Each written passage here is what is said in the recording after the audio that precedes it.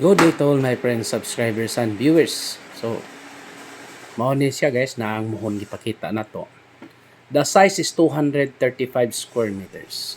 Located in Barangay Malingin. Nabilong ni siya sa Malingin.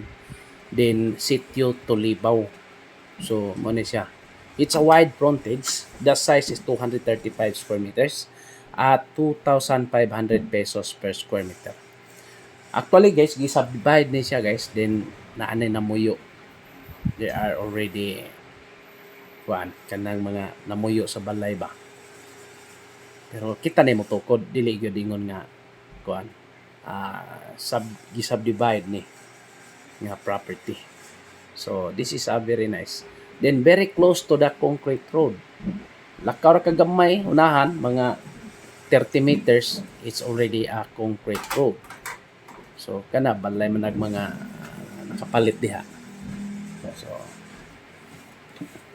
all you have to do is to buy this property and mahimo na kag kuan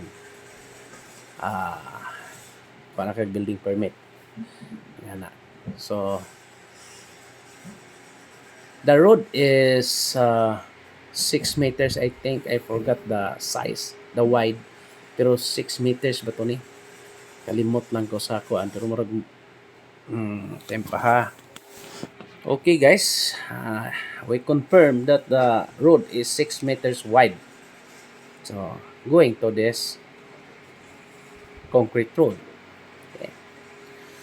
For inquiries, just contact me and please subscribe our YouTube channel.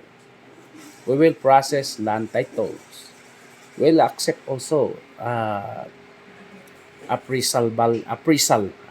Kinsa to mo pa-appraise. Then interior design. So natay mga connection guys. Same price na. Okay? Thank you.